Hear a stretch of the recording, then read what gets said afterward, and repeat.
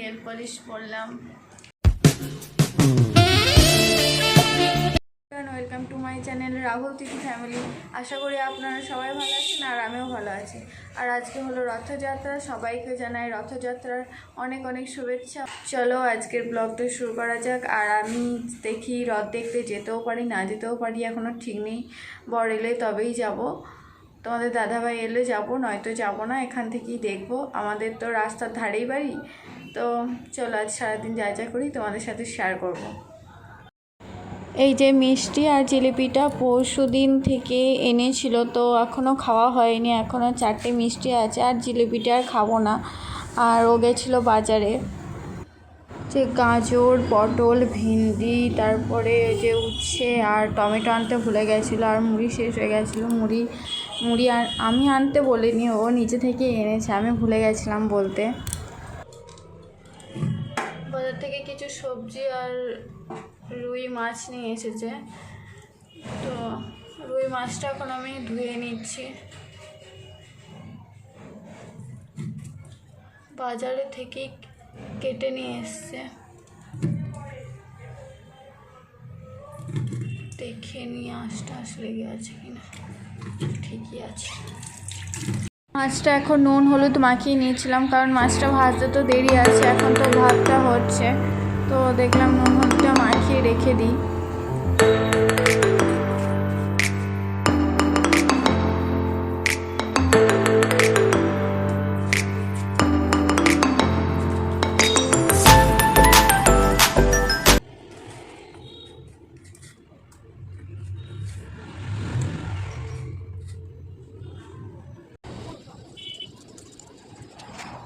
আমি এখন আলুটা ছাড়িয়ে নিচ্ছি, আলুটা কেটে নেবো আর ভেন্ডিটা কেটে নেবো, কারণ ভাতের সাথে আলু আর ভেন্ডি সিদ্ধ করতে দেবো।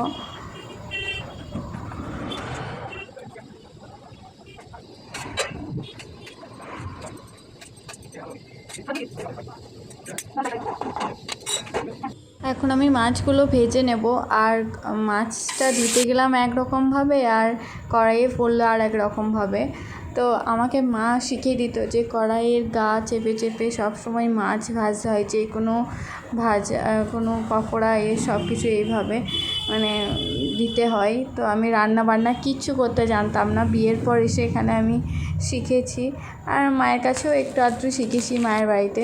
তো এখন মাছগুলো আমি একটা একটা করে ভেজে নিচ্ছি।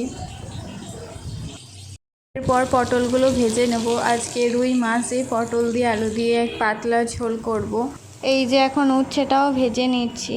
আর এদিকে যে ভেন্ডি সেদ্ধ আর আলু সেদ্ধটা এরকমভাবে মাখিয়ে নেব। প্রথমে তেল দিয়ে, তেলটা গরম হলে পেঁয়াজ দিয়ে ভেজে নিয়ে তেল, পেঁয়াজ আর কাঁচা লঙ্কার সাথে ভালো করে মাখিয়ে নিতে হবে। এটাকে তোমরা ওই ভেন্ডিতে আলুর ভর্তাও বলতে পারো। আর এই যে মাছের ঝোলটা হয়ে গেছে। তো এখন বিকালবেলা আর আমি রেডি হয়ে গেছি, আর এখনই নেল পলিশ পরলাম।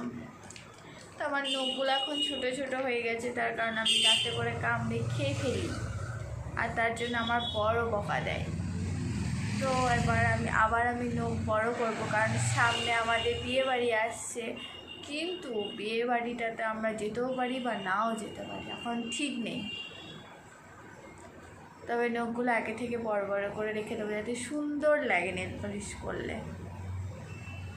তো এখন যাবো একটু ছাদে, রথ আসছে, চলো দেখে আসি।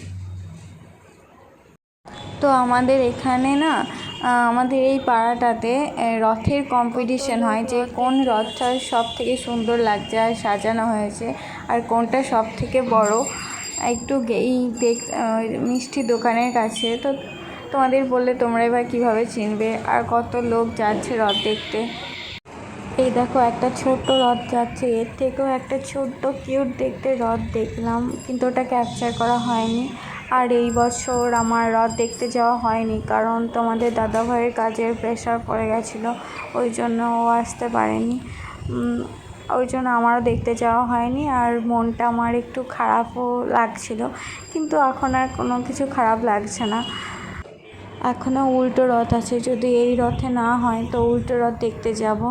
বরের সাথে। তো আজকের ভিডিওটা এই পর্যন্তই। ভালো লাগলে like, comment, share and subscribe করতে ভুলবে না।